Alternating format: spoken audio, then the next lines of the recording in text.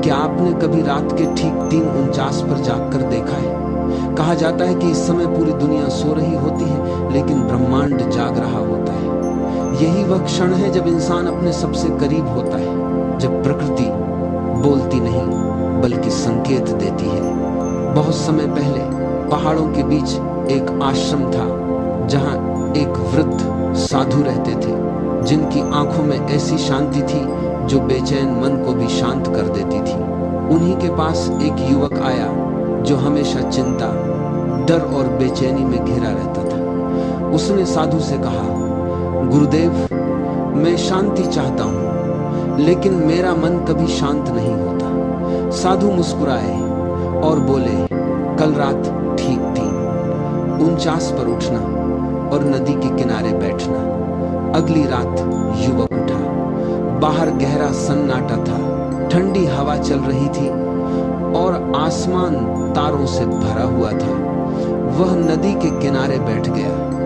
पहले उसके मन में वही पुराने विचार आने लगे, भविष्य का डर, बीते हुए दुख और लोगों की बातें। लेकिन उस रात कुछ अलग था, क्योंकि चारों तरफ इतना सन्नाटा था कि वह पहली बार अपने ही मन का शोर साफ साफ सुन पा रहा था। तभी साधु वहां आए और बोले, मन हमेशा शोर करेगा, लेकिन समस्या शोर नहीं है। समस्या यह है कि तुमने कभी शांति को सुना ही नहीं। फिर उन्होंने कहा, 3:49 का समय इसलिए विशेष है क्योंकि उस समय दुनिया की ऊर्जा सबसे शांत होती है। लोग सो रहे होते हैं, इच्छाएं धीमी पड़ जाती हैं और प्रकृति संतुलन में होती है। अगर कोई इस समय जाग जाए तो वह अपने भीतर के सबसे गहरे सत्य को महसूस कर सकता है। उस दिन के बाद युवक रोज ब्रह्म मुहूर्त में उठने लगा।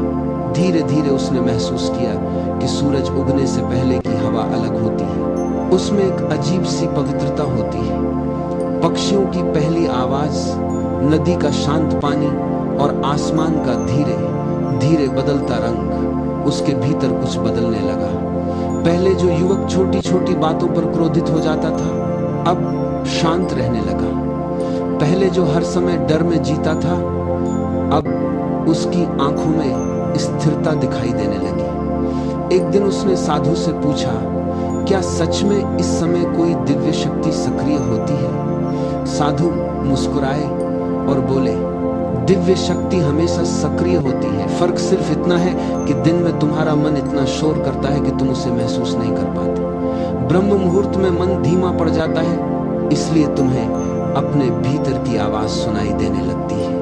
धीरे धीरे युवक समझ गया कि शांति बाहर नहीं, भीतर है। साधु ने कहा, यही ब्रह्म मुहूर्त का अधिनियम है। इस समय अगर तुम खुद के साथ बैठ जाओ तो धीरे धीरे तुम्हारा झूठा चेहरा टूटने लगता है और तुम वह बनने लगते हो जो वास्तव में हो। फिर साधु ने उससे कहा, ज्यादातर लोग अपने भीतर जाने से डरते हैं, इसलिए वे हमेशा शोर और भीड़ में खोए रहते हैं। लेकिन जो इंसान अकेले बैठकर खुद का सामना कर लेता है, वही जीवन को समझ पाता है। महीनों बाद वही बेचैन युवक पूरी तरह बदल चुका था। उसकी आंखों में गहरी शांति आ गई थी।